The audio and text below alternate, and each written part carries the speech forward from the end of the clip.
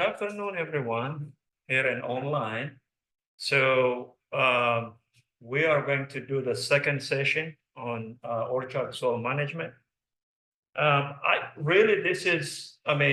tools that we are going to demonstrate today can be used to any soil. Okay, it's not necessarily to orchard soil management. So it can be used to, pasture soil or crop soil or any type of soil. Okay.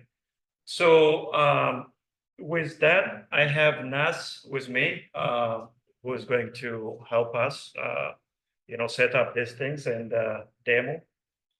So the first thing I want to start with is that not all soils are created equal. Okay. So for example, here, what this map shows you is the general soil map of Missouri. So we see that there are different types of soils, okay? So we have that. So here we have, for example, the Cherokee prairie type of soils. This is the general map of the state of Missouri. So what it shows us is that there are different types of soils, right? So for example, on the western side, so you have the Cherokee prairie soils. So you have the Ozark highlands and then the Mississippi Valley alluvium type of soils in here. So if you go up to the northeast, so you have the central clay pan soils. Okay, so those soils are prone to soil compaction. Okay, after certain depth. So those are the clay pan soils. So if you go up to the north, so you have the glacial, what they call glacial till type of soil. So these are different types of soils based on major land resource area, okay, in Missouri. So the reason for these differences is that we have 5 different soil forming factors, right? So you have the parent material, the rocks and the minerals. That's where soils are formed from. And then on top of that, we have climate. Okay, so the temperature, precipitation, things of that nature. So then you have the biota, which is primarily the vegetation. Okay, so that's what really driving these differences in here. And then you have the topography, the slopes and the aspect of the landscape. And then you have the time, how long that soil has been exposed for this soil forming factor. So the soils are different in each region. Even within the same major land resource area, we have differences because of how we manage our soils, right? So one farmer manages their soil in a specific way than it's his neighbor, right? So there are differences even within the same region. So it's very important to know the weaknesses and the strengths of your soil. That's where management comes in. So if you know the weaknesses of your soil, then you do some kind of corrections to make that soil healthy and that soil productive. Okay, so in terms of keeping your soil healthy, always keep in mind that there are 3 soil properties. Okay, so there are chemical soil properties. Okay, so there are chemical soil properties, physical soil properties, and biological soil health, biological soil properties. So when we combine all these 3 together, then we are talking about soil health. Okay, if you are just focusing on the chemistry, the chemical aspect of the soil, then primarily you are talking about nutrient management. Okay, so it's important to keep in mind that these 3 properties should be in optimum stage for the soil to function as it should be. Okay, so for example, physical properties, the major one is soil structure or soil aggregate stability. We will demo that one today using image analysis and technique called slaking. And then when it comes to biological soil health or properties, we're talking about soil microorganisms, right? So we're talking about fungi, bacteria, earthworms, nematodes, okay, everything, right? And then chemical properties. You are mainly talking about nutrients, NPK and others, plus pH, very important, okay? So that's what really traditionally soil testing has been focused on, really. So the focus has been just on nutrients and pH, and forgetting about soil physical and biological properties, which are very important, very, very important.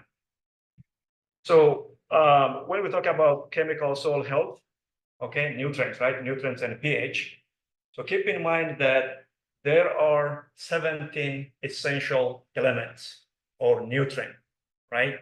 So if these 17 elements or nutrients are in the soil, okay, then that soil is considered as healthy in terms of soil chemical properties. If one of those 17 elements are missing, then the plant cannot really function as it should be. All right. It cannot even complete its life cycle. So there must be all those 17 elements present in the soil. So for example, if you look at this picture at the top right corner right there, so the one on the left, the photo on the left, you can see, there is plenty of nutrients in there. And the one on the right, so you see very few elements or nutrients present, right? So you have to test the soil and make sure that which elements are missing and supply those to make sure that plant or that crop, whatever it is, should complete its life cycle and produce what you want it to produce, okay? So it's very important when we talk about chemical soil testing to make sure that all those 17 nutrients or elements are present. So, when you're thinking about testing your soil for pH and nutrients, you have to take sample and send it to a certified soil testing lab. It must be certified lab, okay? So the one I usually recommend is the MEU soil testing lab. Okay? There are others too, but this is the one I recommend because it's well-established lab. So they have a lot of data for correlation and calibration. So it's really a very good lab, and the results are going to be very accurate too.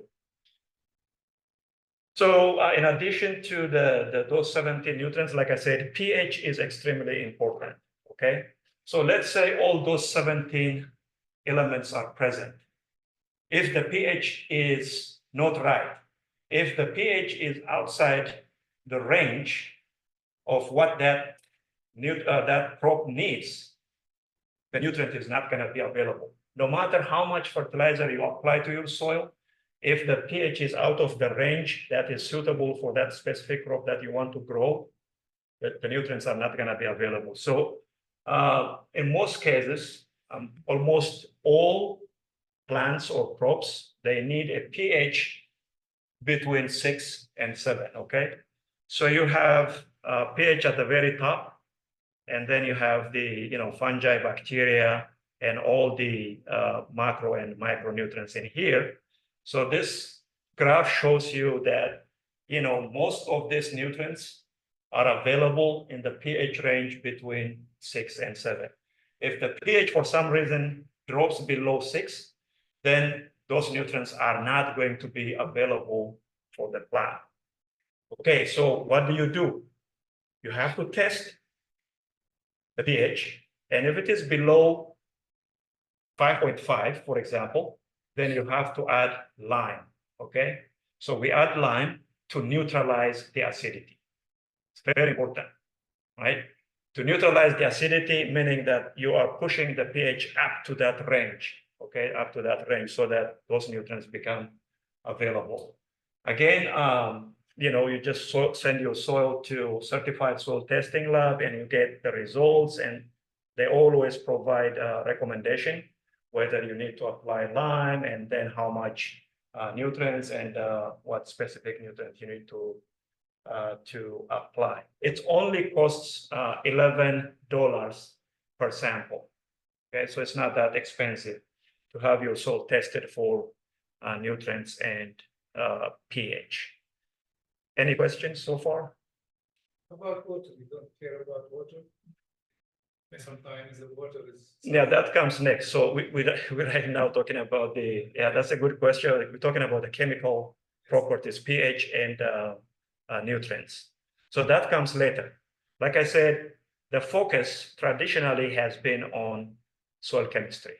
Okay, so the water comes when you talk about soil physical properties, structure. All right, so let's move to biological soil health. So the first one we are going to demo today is the active carbon test, okay? So the active carbon test, active carbon. So active carbon, soil organic matter is part of soil organic matter. It's called active because it's not protected by soil aggregates, okay? So for example, if you have a piece of soil, it forms aggregates, and carbon is protected inside those aggregates, physically protected by the aggregates. So microorganisms cannot access that carbon. Okay, so that's a protected carbon. But the active carbon is not inside the aggregate, it's outside.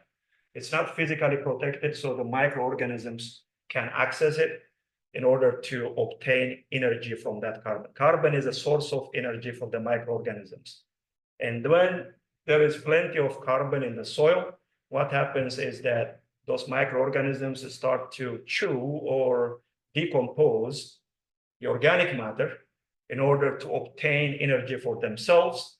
And in that process, they release other nutrients. They recycle other nutrients that are tied up in that organic matter, okay?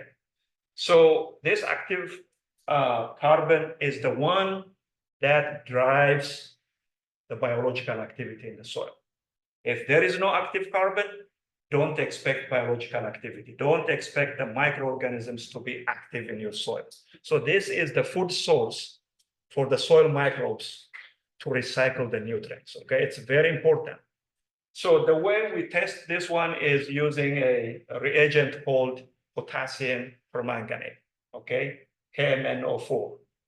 So this KMnO4 is an oxidizing solution, okay? Oxidizing meaning, so it reacts with carbon, okay, carbon in your soil, and then it, forms CO2 or releases carbon dioxide in that process, okay? So the oxygen and potassium permanganate reacts with carbon in your soil sample, and then they release CO2 in that process. So it's an oxidizing solution, safe to handle, okay? So this is the reagent. It only costs, is it 45? If I remember correctly, I think it's 45 bucks, okay? And it's purple. The original permanganate color is purple, okay? As it's shown in here. So that's the original color of that reagent is shown in here too. So that's the original color of KMnO4. So what happens when you add this reagent into your soil? What happens is that, like I said, it's an oxidizing agent. So it reacts with the carbon in the soil. If there is no carbon, there is no reaction, right? If there is carbon in your soil, there is reaction, okay? It reacts with the carbon in the soil and it releases CO2. The carbon burn and becomes CO2 or carbon dioxide, okay? So the original color in here, for example, is purple. That's the KMnO4 initial color. If there is no carbon, this is what you get. This is what you get, all right? If there is more carbon in your soil, this is what you get. The last one, the pink one, okay? So the color looks like that one, right? Because most of the KMnO4 or permanganate reacts with the carbon will be completely consumed and it becomes colorless or pink, right? So here, the first one, the purple one, less carbon, okay? So permanganate doesn't react with anything because there is no carbon. And then the last one, more active carbon. So that means there is more carbon. Most of the KMnO4 is consumed in the process of that reaction. So I will stop the presentation here and we'll go ahead and demo the active carbon test right now. And with that, I just let Dr. Nasruddin to come over and just show us how to do it. After the reaction, you measure the colors of electricity there. That's a good question. So thank you very much for that. So there are two ways to do it. The first one, if you want the most accurate result, so you have to measure the absorbance of that solution using spectrophotometer. Okay, so as shown, I can't see the spectrophotometer in here, but you see here the computer. So next to the computer, we have a spectrophotometer in my lab. So we test the absorbance and do a bunch of calculations and convert that absorbance into carbon. But for this test, all we use is a color chart. Okay, so we have a color chart. All right, so similar to the one I was showing in here. So they did a bunch of experiments and calibration. All right, so this is a color chart anyways. All right, so the very first one is a purple color, and there are corresponding values just below that for active carbon. Okay, so you look at, for example, you grab a soil sample from your garden, you shake it with that reagent and wait for 10 minutes. And after 10 minutes, the soil will settle. And then the supernatant or the solution just above the soil, you look at that color and try to match with one of these colors. And then you get a value, okay, a range of values, okay? If you want an accurate, just a single value, then you have to send your sample to soil testing lab, MU. They have a SHAC, Soil Health Assessment Center. I don't know, it's $10 per sample. So they test and they give you an accurate value. But in the field, you just look at your color chart and try to get an idea as to where your soil active carbon falls within this range. So that's a very good question. Somebody want to make the testing in their own place. They need to buy the kit. Yeah, they can. So the cheapest one is so this one is they call it a professional kit. It costs $90. Okay, so the cheapest one is $45 if they don't want the box. We just wanted the box, so that's why One in the box. just this reagents. The reagents and some mixing bottles and so this things, okay, sprays and things like that. So it's really the main one is the reagent, okay? So all you need is just the reagent. And then you put it in your soil in a bottle like this or vial like this, and then you add this with 2 ml. 2 ml of the reagent, and then you mix it and let it settle for 10 minutes. And after 10 minutes, you come back and try to match the color of the supernatant solution with the color of the chart. Then you get an idea. All right, so we can show you how to do it. Just go ahead. I'll take it from here. Good afternoon, everyone. Yeah. Today we'll be demonstrating how healthy your soil will be based on the testing active carbon or the level of carbon in the soil. So with me, I have two different in terms of management, two same soils but managed differently. So one is continuous till and it's been fertilized, and the other one is made from pasture. So pH is ranging probably from 6.7, 6.5, 6.7, around that kind. Yeah.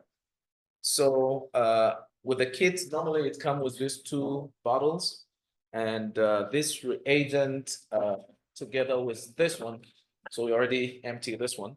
So we got this, and I think with $90, they said you can be able to measure up to, I think, 120 samples. So based on that. So what we do first, I mean, Tunas. Yeah. I don't think it's very tough, to buy it ready. How about if you prepare it in the lab? You can, but you have to do certain calibrations, as he said, you know. Well, it's just. To come I up think with the it's really dilution. Because when we were going to with school, Yeah. we used to prepare this kind. Yes, it's easy, but some of the Will be cheaper. people out there might not have a chance to buy it Yeah. and then prepare it as we have here with our labs. Yeah, But yeah, so I think that's why it is pre-made already. Yeah, So- so that's another important point you raised. So the solution has to be in a certain range, or it has to be dilute, okay? Yeah. So that it's safe to handle. Yeah, so that's why it has to be pre-made. All right, so first, we're gonna measure 2 ml of the reagent.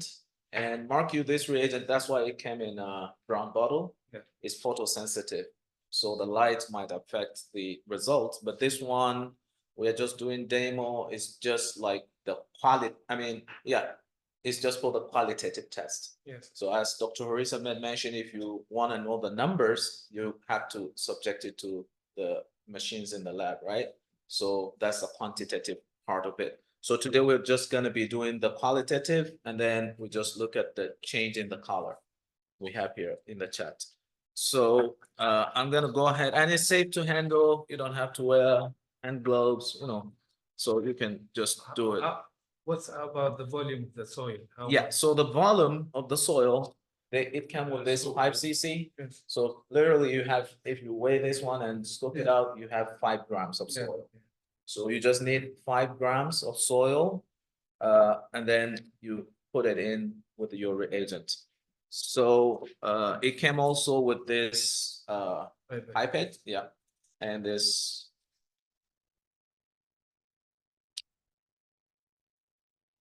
Just insert it. Help you with the soil. Yeah. And this is 2 ml right here. Just go ahead and measure. Wait, might run out. Time. Yeah. As you can see, it's brown. Sorry, purple in color. We got 2 ml emptied here. And we got 2 ml empty here.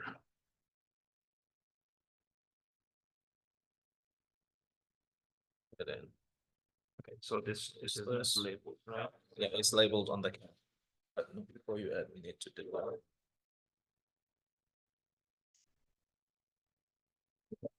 And then with this 2 ml in each, you need 18 ml of water. Yeah, It could be DI, it could be. Yeah, tap so water also, Tap that's water fine. will do. So just. Major 18.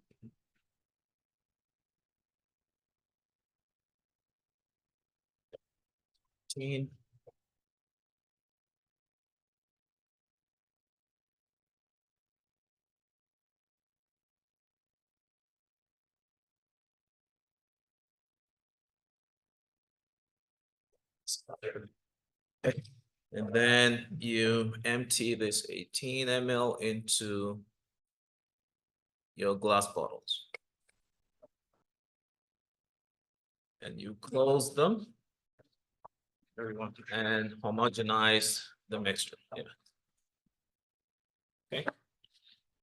So make sure they are mixed thoroughly.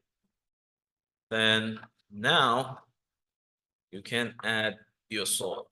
That's big. So must be, That must be. yeah. No. Okay. All right, so Here you go. This must be. I'm gonna set it before we set the time for 2 minutes. See, this is only for carbon, right? Yeah, active carbon. Can the water be purified water or you got tap water? Yeah, it could be either. Oh. It doesn't make any difference really. I mean, for this test.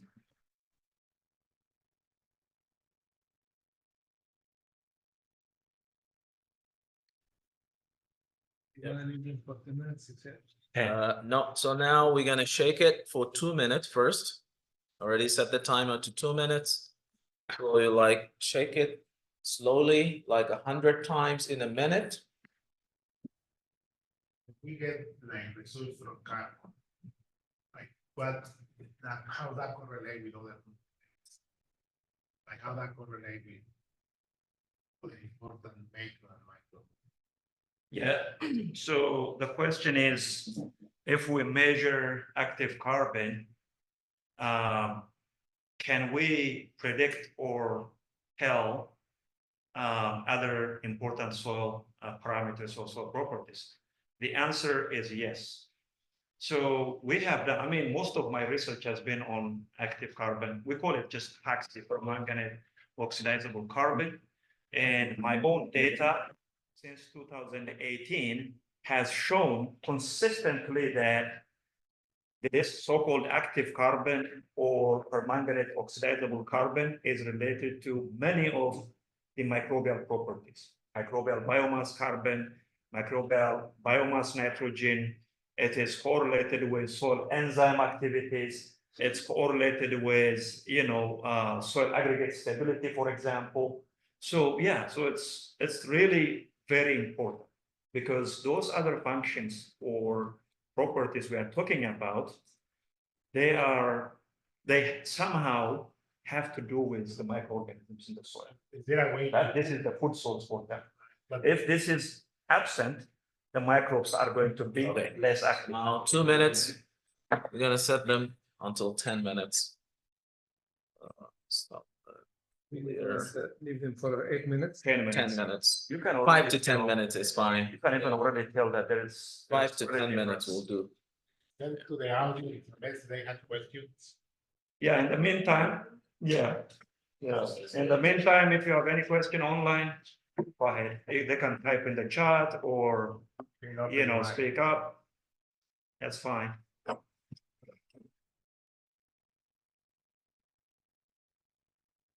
You mentioned that there were another two tests that, Yeah, we're gonna do that for one at a time. but we have to wait 10 minutes. Yeah, Yeah, I mean, you can tell right now. yeah, we can even tell the difference right now. It's settling. Was it camera here? Yeah, it's clear. yes. Yeah, so you can clearly see, Put the camera. well, I think, I think, You can take them to the yeah, camera. you can, yeah. We're good. I think we're good. So you can even tell right now, it's already, the color is already changing on this one. And it's changing less with this one, right? So based on our discussion so far, which of these two samples do you think has more carbon and which one has less carbon? This The one. pink one, The pink one has more or less? more. No, Less. no, less. The pink has less carbon Less than. because that's the initial color of the reagent. Yes. So it's not reacting, but this guy is reacting. In one of the diagrams you put over there, you mentioned that Yes. the pink will have more. He's carbon. right. So, okay, maybe it's the other way around. I'll double check that. I'll double check before we share the PowerPoint with the audience. It's the But- Sempin, I think you're talking about. You're all talking about the Sempin. This one is a little bit more purplish because there is less reactivity there. And this one is having more carbon there, so Yeah, more I realized reactivity. that. It's changing to pinkish. And that one is staying a bit purplish as the original So color of the this one reagent. is better soil. Yes, So this one that's what. is a pasture soil. Yes, it's better. And this one is a continuously tilled and fertilized. So kind of, you can guess what's happening in here and what's happening in here, right? Andrew, can you make a zoom to the samples? All I can do is you can hold it up closer to the camera if you want. Yeah, that was good. Can you then- So you can see the contrast. I mean, we have to wait another 7 minutes or so, but you can still tell the difference. This one is already changing and this one less so, But. right? Because there is less carbon in here, Carbon more here, carbon in carbon here this one. start to be more, Yeah. This one start to be more. So, I mean, this one, I mean, like in terms of practicality, you can like, for example, let's say you have a field that you grow vegetable, right? And you want to know if there is really more active carbon or less active carbon, right? All you have to do is just grab a scoop of soil and then mix it with the potassium permanganate, and then take another scoop of soil from fence row, okay, where you don't have any disturbance or anything like that. So do the same thing and compare. Then you can tell the difference, whether growing vegetable without adding, organic amendments is, making your soil healthy or not. So Like how you can say how much we need to add of organic matter? yeah, more is better. I think the best way to interpret this is more is always better. Yeah, but as a practical farmer, Yeah. how can I make a decision based on those things? How much manure or fertilizer I need to add? For carbon, there is no guideline. I mean, guideline that says you have to add this much carbon. But for nutrients, yes, there is guideline. Because like I said, to make nutrient recommendation or soil fertility recommendation, you have to do 2 tests, correlation and validation. We are going to make it. We don't, I mean, Lincoln, we don't do that. That's why I recommend MU. They have been doing for over 150 years, those experiments. They have 150-year worth of data, correlation and validation data. That's why they can precisely tell you how much nutrient to apply to the soil. But as far as carbon, there is no guideline. So the more you add, it's better. So for the different vegetation, like a fruit and the other, like a vegetable. Yes. So the different amount of Yeah. nutrition. Yes, it should be. It should be crop specific. It should be crop specific. Yeah, it should be soil specific, texture. Also, what is that? Are you growing, potato, or are you growing soybean, or are you growing corn? It's going to be very different because some of these crops we're talking about, for example, soybean, it's nitrogen fixing. Okay, it fixes nitrogen from the atmosphere. It can make its own nitrogen. So you don't have to apply much nitrogen in soybean field compared to corn field, right? So it should be crop specific. So, Dr. Tunsisa, I attend the Missouri Organic Organization. And the farmers, from their experience, they said, if you don't go just for soil analysis and depend on it, because sometimes it's mislead you. You have to look for the organic material as important as looking for the element, because otherwise you will not see response because you are deficient in organic material. This is from their experience, they said. Yeah, that's true. I Yeah. mean, like I said, Yeah. the focus should not be solely on Mandatory. the nutrition aspect. Yeah. You have to make sure that, I mean, nutrition in the sense of the nutrients, Yes. but it should be also in terms of, feeding the soil microorganisms in the soil. And their main food source is organic matter. Yeah. And so that's very important. Yeah. Yeah.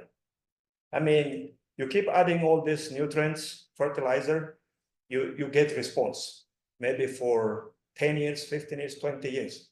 But what happens after that? Productivity starts to decline. Okay. So once you hit that, point of no return, it's going to be hard to restore But those. suppose, Dr. Tunsisa, suppose you have enough organic material.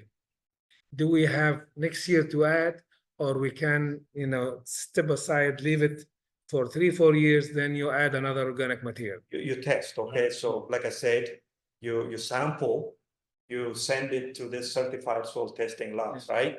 Yeah. So like I said, they have data, Yes. and then they match that, data with your soil testing results and say Yeah. that you are good for the next 2-3 years. Yeah. Yeah, you don't have to apply in that case. Yeah. To cover crops, right? Yeah, they do it because they do that to cover crops. It's look like the plants, soybean, receiving more than extra nitrogen Yeah. because of the cover crops, and it's fixing nitrogen too. So it's really green, very vertical green. Yes, So yeah, the cover crops, yes, so there important, are two, when we say cover crops, we don't have to generalize. yeah, So you have to talk about leguminous cover crops Yes. versus grass type, even Yeah. there are brassicas yes, yes, that do not fix. So we're talking about leguminous cover crops that fix nitrogen. yeah, And for the, the next crop, the subsequent cash crop, you may not need to apply, as much nitrogen as you should if the cover crop was non-leguminous cover crop. So, those are all things, you have to take into consideration. Sometimes in sandy soil, we recommend the farmers to grow, alfalfa. Then for maybe 1 year season or 2 season, then turn it under Yeah. and you can Yeah. plant your fruit trees Nitrogen, yes. because Yeah. of nitrogen. All right, so 1 minute and then we're good. Yeah, but you can still see the difference, right? Yes. Yeah.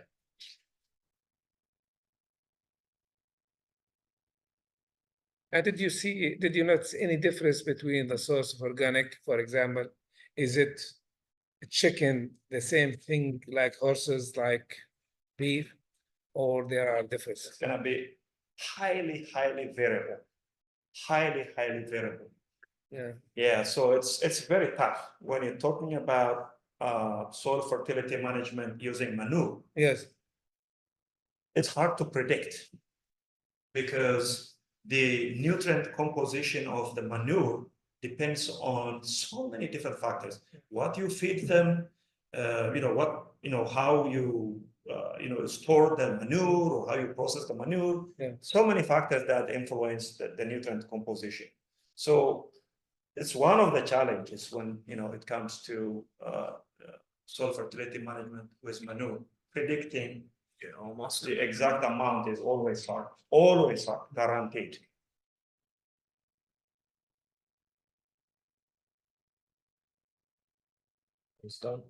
and how long that the manure has to be fermented before you add it? Fermented. Yeah, was to be ready for absorption. I So mean, we're talking about now maturity, okay? yes, 3 months, 6 months. Yeah, we can do that. By the way, we can do that test, the maturity test. So you have to measure ammonia and carbon dioxide that's coming out. One is fainted The manure. than the other. Yeah. Right. Oh, yes. So you can show the diagram so the people can compare. Yeah, Ah, so yeah, you with have this it. one, much So, that one. yep. I think this is Almost most, close to- yeah, that guy. Well, that's Yeah. So that's the Carver no-till soil. So that has been tilled for many years and has been getting chemical fertilizers, right? So its active organic matter content is very low. And this one is a Busby pasture soil. So as you can see, organic. Yeah.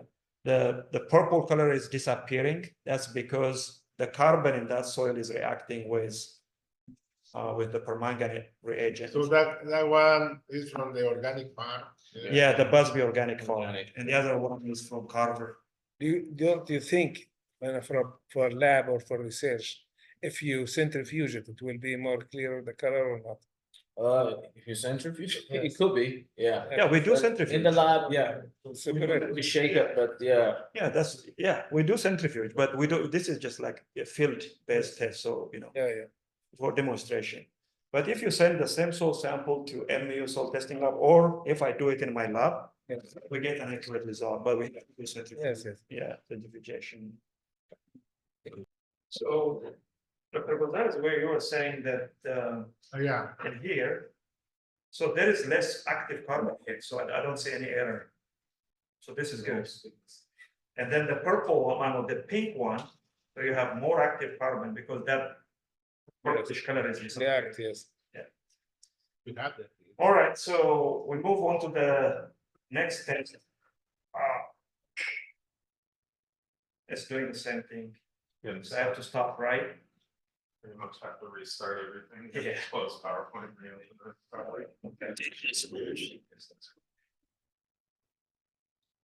Test is it's gonna be very quick, right? So the respiration. We have only 15 minutes, but we should be able to do that. In a few minutes.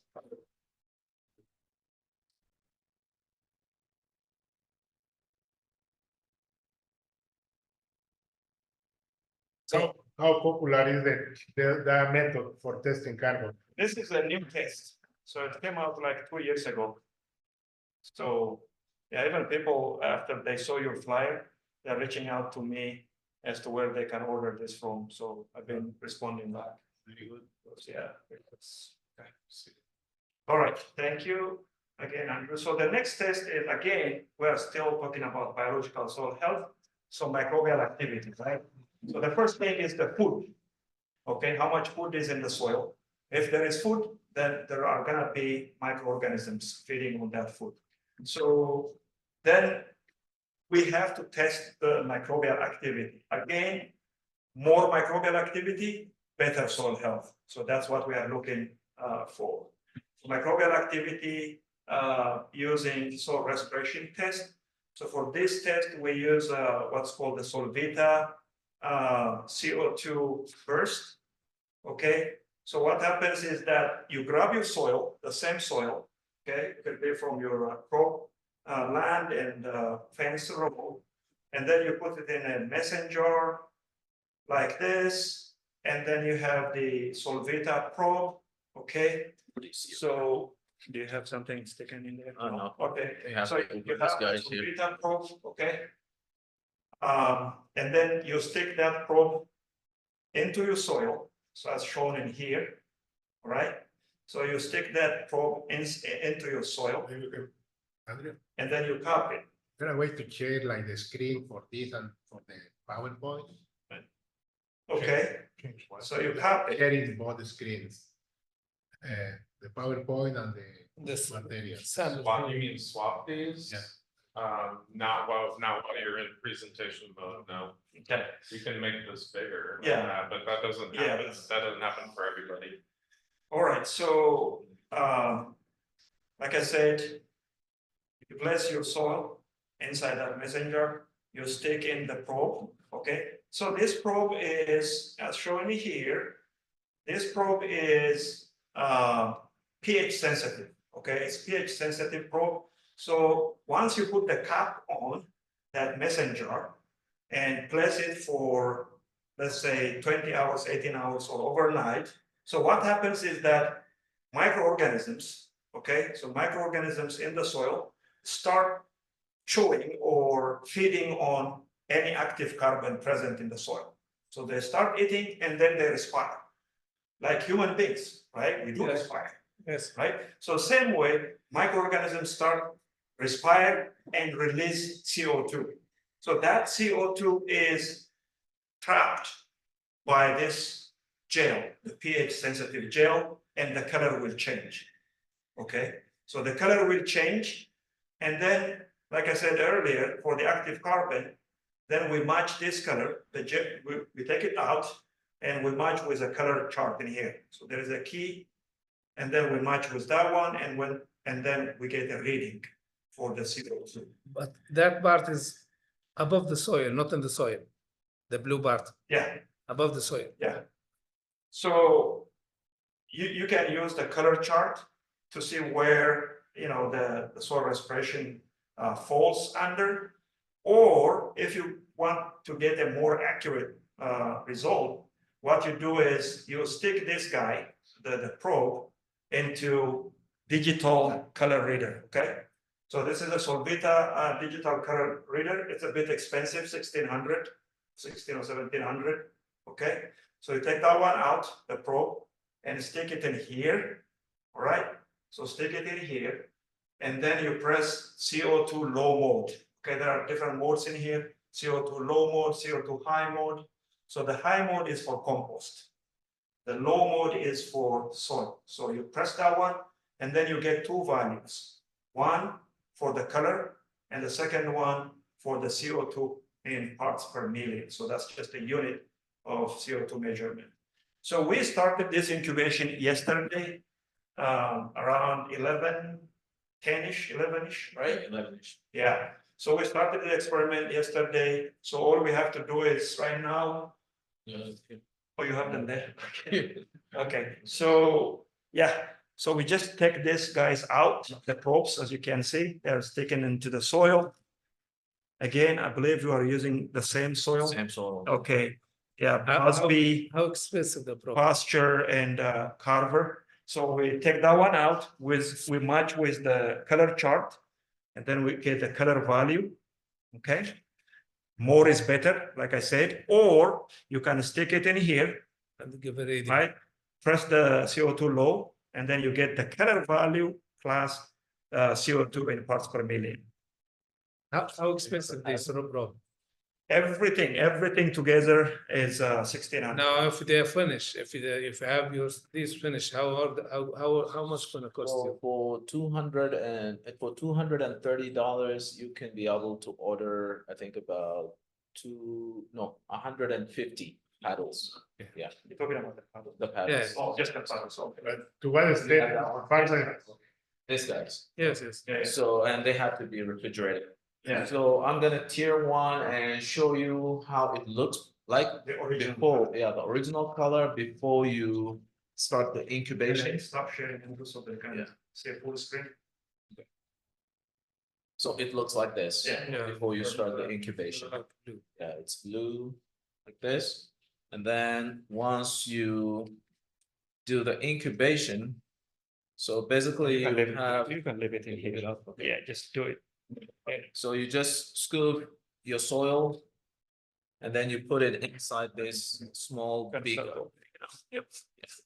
So now that I open it, you just moisture soil and insert it in, and then you incubate at 20 degrees Celsius for 24 hours. Yeah, it doesn't have to be So really maybe 20 Yeah. degree, just a room at temperature. room temperature Yeah. will work. So this is the color after the incubation. Yes. So you Yeah, can see the. all Yes, them yes, side you by can see side. the- Yeah. right? Okay. Yeah. Then. You as- can use the color chart, just show them right there. So you can use Side the by color side. chart here. It's around what? Yeah, probably Can you- somewhere can you- around 4, Around 4, right? yeah, 3.54, yeah. Yeah, I would say 4. Okay, Yes, okay, let's Then- stick it in there and then read the color. you turn on your DCR, sorry, digital color, DCR. okay, it will calibrate. Then you select the low carbon mode first. Is it true? Yeah, it's good. It's good. Okay, so low carbon, and then you insert All the way. all the way down. Why did you say low carb? I don't Because say there are just, 2 modes, low carbon, high carbon. So the high carbon mode on that And device then you is hit for compost. read. Ideally, we should keep it right like this. Yeah. So, but I'm gonna hold it, so then you hit read. That will give you the readings for the color as well as the carbon concentration. So I don't know what I'm seeing there, but yeah, so we get about 4.26 as per color chart. And then for the CO2 is 85.5. Yeah, so our guess was okay. We said 4, so it's 4.2, so Yeah. we're good. So, Hmm. and you can put this out. So that was what soil? That's the Busby. Busby. Yeah. 4.2 Organic, organic.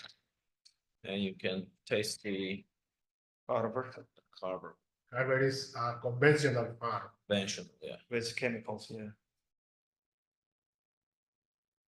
Just have. to First, try insert the it. color. Oh, sorry, Let's the try- color, sorry. Looks Yeah. to me around 3. Yeah. 3 point something. Yeah. 3 around 3. Around 3 point something, okay. Yes. Right, Look go. like 2.5 over there. I think it's Yeah. around 3. 3, I think. Well, Here you can see it. Okay. around 3. And then Let's stick it you in. just stick it in and hit. Make read. sure you push it all the way. Yeah. Then you hit read. But you hit low carb. Already it's in there, so you can see 61.5 if I read it correctly from there, right? And the color is 3.89. Yeah. Yeah. So yeah, it's 61.5. Mhm. Fancy machine, this Yeah. one. Is the number 203 is the absolute, it has some units or just the comparable value or? Yeah, what? It's what just the numbers? visual for the number, you know, it's just like visual. Are you talking Yeah. about this number or the PPM, the parts? Oh, per no, million? just, it's, Oh, Yeah. this guy. This one is Yeah, just the it's just, visual. yeah. So they came up with this Give color you an after idea. doing experiments, okay, using different soils. Yeah. So that, yeah, those are the categories based on the What experiment. the numbers say? Why people can interpret those numbers? So it's like 0 is low carbon Yeah, and 5 is high carbon Oh, concentration. and Basically, He doesn't have to worry about no, okay. So let's to add on to that, there is a chart that shows soil fertility versus Oh. this color chart. Okay, so I thought we have it somewhere. Yeah. Yep, so This one. you can show them right there. So, You can show them right there.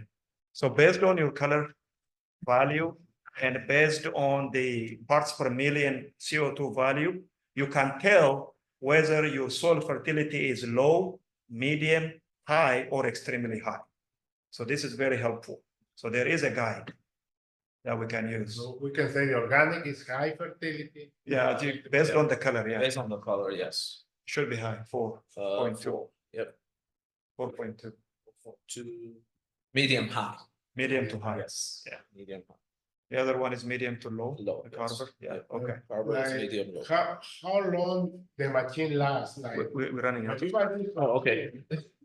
You keep doing this test. This machine lasts forever. I mean, the only thing you need to change is the battery. Battery and. Only the and battery. you buy this. So it's a good investment. And the other thing is, if I'm not mistaken, I don't know if NRCS is still doing it, but in the past, if somebody is interested in using this machine and willing to change their management, for example, let's say continuously applying fertilizers to using cover crops, or from continuously tilling their soil to no-till regime, then NRCS will buy and give you this for free if you're a farmer. So yeah, so it's you know something that we can check with NRCS if there are interest. Yeah. All right. So I don't know if we have time. So the last one is aggregate stability using your iPhone. Okay. So that's the last one we do.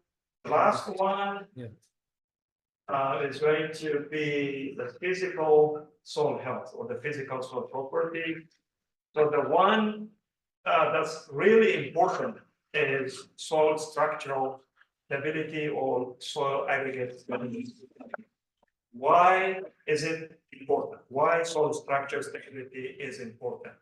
Because soil structural stability determines first and foremost pore size distribution in your soil.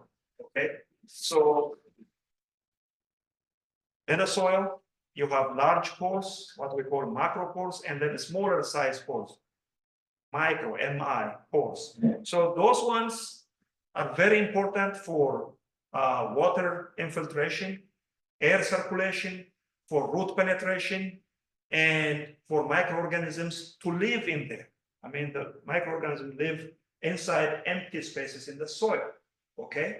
So the aggregate, the soil structure has to have a well-balanced macro and micro pores, okay?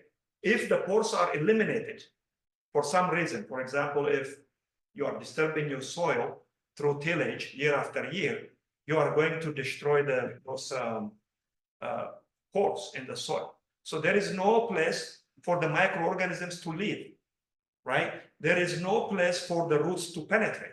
So it's very important to make sure that your soil structure is intact, okay? So that's why we really care about the soil structure. And there are several ways or methods by which soil structure can be measured. But the one we are going to show you today is what we call slaking via image analysis. All you have to do is just use your iPhone. There is an app, iPhone app called Slex. So you can use that one and then a piece of soil. Then you take an image, and then there is an algorithm that do the the math for you, and then it provides you with the aggregate stability index.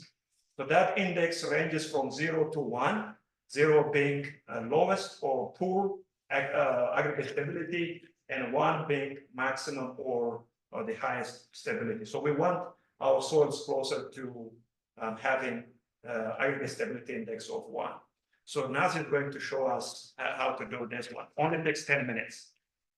So if you go to the App Store, or what's the other one with the other operating system? Crystal. iOS.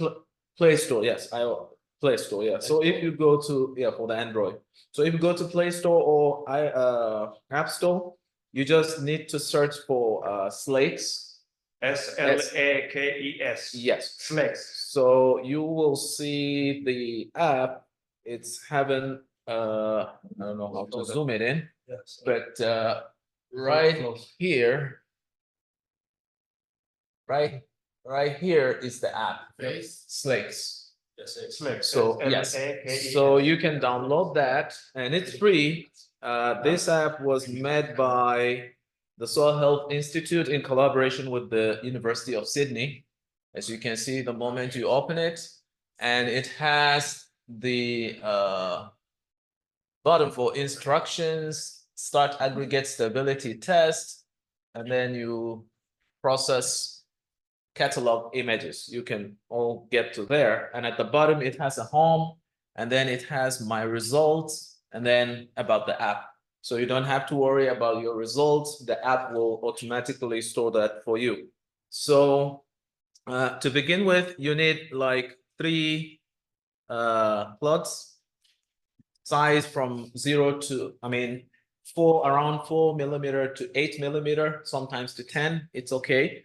So, and then you have to have a Petri dish, and all you need to do. Something similar. Oh, similar. Okay, yeah. So something similar. You can use probably a plate, Yeah. just It can hold water. that can hold and water. transparent. Yeah. So, and then, yeah, and transparent, and then you need a white background. So all you need to do is to place your clots in a triangular manner, and then you start your aggregate stability test. It will give you a page where you can enter the name of your test, and then you enter that. In this case, I use the initials BP, and then I'll okay that, and then it will open like this. So if you have maybe a stand to hold it, and you just need to put it right above that Petri dish. And then you can also squeeze in the circle to adjust the size to fit your, the Petri dish or whichever transparent container you're using to hold those samples. But you had soil in the container, or how that? No, that's just to support the form. Oh, Yeah, to hold it in place. sorry. Yeah. So you just have to put Science. the sample holder at the center. Yeah. And then from there, the quadrants within the circle, they can, give you an idea where your plot is. Then you just need to take a picture, and it will save that picture for you automatically. So showing the clots in form of a red, that means it captured their position. And then you need another container. You just need to fill it with water. Not all the way down, but probably about 50 ml or 47 ml, just to immerse your plots. So on this Petri dish, it has a mark, so I'm just using that mark as a guide. So now you have to substitute that first plate with your samples with this one. And then you go back to your app, you hit the green check, and it will give you back your camera again. And then you have to put that back and align it with the Petri dish. And then you can take your cloths and try and place them. Then I can rotate it, it's fine. And this guy here, and this guy here. And once they are there, you can just take another picture.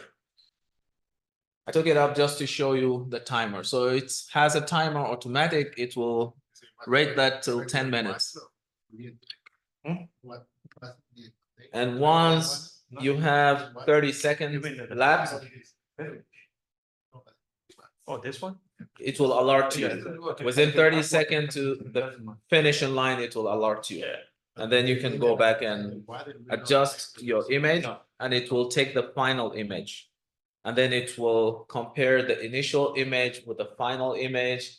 And then the way the clothes disintegrate within the water, that's how it will calculate the aggregate stability by comparing the initial and the final. Carbon destruction. Yes, the destruction there. So how that destruction happens, or what is the slaking to begin with? So you have the cloth before you place it in the petri dish containing water. You have this one, right? Yep. Yeah. So you have this one, and I don't think this is really a good example, but yeah, so soil aggregates something like this, all right? So we assume that this cloth has some pore space inside. Yeah. So what is in that pore space? It can be microorganisms, it can be gases, right? Yeah. Dinitrogen gas or oxygen or CO2.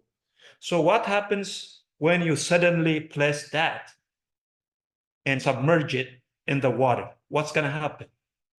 Take its place. What's going to happen to the gases that are inside the pore space when you submerge them? To displace the gases. The gas will be trapped, right? Yes. So there will be a pressure buildup. So that will try to break the soil aggregate apart, right? Yes. But well aggregated soils will resist that slaking or breaking apart, right? But the weaker ones are going to fall apart.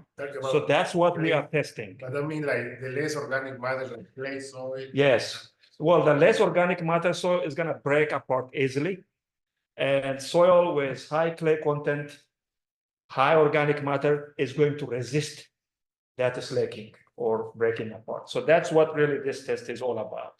Do you think this is might be the reason why we have, I saw it myself, land, which is having, you can say seawater. During the summer, water evaporate, you see big cracks in the surface of that soil. Do you think that relates to this? Well, there are so many factors at play. It is very hard to pinpoint to just one. So it's very hard to say what's happening. I would say it's just a combination of different factors. But right now, when we talk about aggregate stability and testing using the slaking, we're talking about really cropland soil, pasture land soil. That's it. Huh? That's it. Yeah, we're pretty much done. We're just waiting for this test to finish. Hello. And then it will automatically give us the stability index values. Okay? Yeah. So like I said, the higher the value is the better, the lower the value, it tells you that that's very poor soil. And what's the problem with the poor soil? If there is torrential rain, what's going to happen? Erosion. You will lose your soil. Right. Yeah. So if your aggregate stability index is very low, so you have to think about some kind of management intervention, right? Should I use cover crops? Should I use organic amendments or something that can make my soil structure better and that can resist, the erosions? With this climate change and highly variable weather, it's going to be very difficult if you don't build, well-structured soil to keep your soil in place, especially with the landscape that we have here in the state of Missouri. It's gonna be difficult. Wind and water erosion are, the two most important factors that really, force our soils to be eroded. So it's very important. Yeah, it's very important text. Yeah, I have a quick, maybe silly question. Just if you put the 3 rocks, they don't change. What will be the value? So it's not a rock. So it's a soil. It's a piece of soil. Yeah. Okay. That's if you put a rock, just it don't change. And then the value will be just a stable. Give this. Yeah. So the value is gonna be high. But Yeah. just to test the stability. Yeah, test of stability. So the best way to do it's a good question. So the best way to do this is, like I said, have 2 sets of soil. So for example, you have a garden soil Yeah. where you grow some kind of vegetables, all right? Yeah. And then, a fence row where you don't disturb, where you don't grow anything, Yeah. just a grassland or something like that. Then grab a scoop of soil from there, and then from your vegetable garden, and test those soils side by side. Then you can tell what the original algae stability should be, which is the one that you get from the fence row, right? Yeah. Or if you have a native prairie soil close by, okay? So that gives you really the initial soil stability of that soil before conversion into, the management Yeah. that we use, yeah. Do you have to keep it? I mean, the soil dry before you put it. Yeah, for this test, air dry, just air dry, yeah, air dry. Waiting again, I was looking at it. Okay, 3 more minutes and we should be done. You can tell them if they have questions, they can email me or you, then we do our best to respond back. Yeah. I have a question. May I ask it really quick? Yeah, go ahead. Awesome. Thank you so much for this workshop. This was really valuable. I have some of my farmers. I'm one of your colleagues from Lincoln University, an area educator in Laclede and neighboring counties. And I invited my farmers to come do this since we've been talking a lot about soil lately. But I wanted to ask you, because we're getting some soil tests for our farmers. Is there a way to get it via Lincoln University, or should we just use what resources are out there via MU Extension and other companies that are offering it? Yeah, that's a very good question. So at Lincoln, so first of all, to provide soil testing service for the general public, we have to have certification, which Lincoln doesn't. We have the capacity, but we are not certified to offer soil testing service for the public. We do for the research purpose, but we can't provide for the public. So, like you said, the best option is the MEU Soil Health Assessment Center is the one really close by, but there are other labs as well. There is one in Nebraska. There is one in New York, the New York Soil Health Assessment Center. So I would personally, submit my samples to University of Missouri Soil Health Assessment Center. Fantastic. Thank you very much. No problem. You're welcome. And my question, just, so nobody else asking from there. Yeah, go ahead. Usually for chemical analysis, Yeah. for myself, for amino acid and, any other compound. Usually we have something to set the machine on 0 or, fixing the machine on 0. So you take that sample at directly. 30 minutes, 30 seconds Yeah. before it will be. Oh, yeah, that's 50 something, 40 something. Yeah.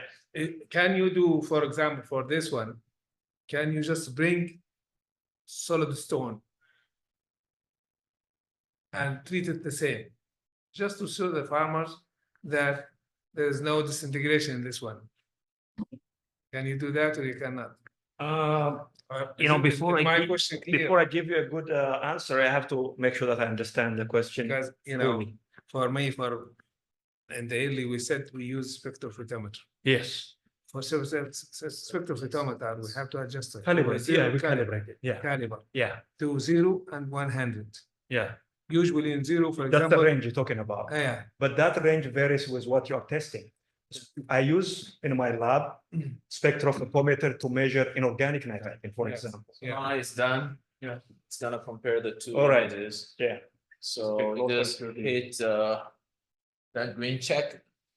And it will reveal your results. Loud a little bit. So you can see you got about 0.96. almost which one. is- Yeah, almost one, which That's is more- good yeah. That's because this that's, is yeah, what soil again now. is Busby. Yeah, so I'll be positive. That's perfect aggregate stability. So Okay. you got a range from 0.1, Yeah. 0.1, roughly 0.1 to 1. Yes, yes. So the more you go towards 1, the better your soil. So we got 96 on this one. Must be. It's an organic farm. Yeah, it's organic farm. It's pasture. Okay, it's pasture. It's not disturbed, no tilling, sometimes some fields receive compost. In the past, I think the last time they applied compost was back in 2021.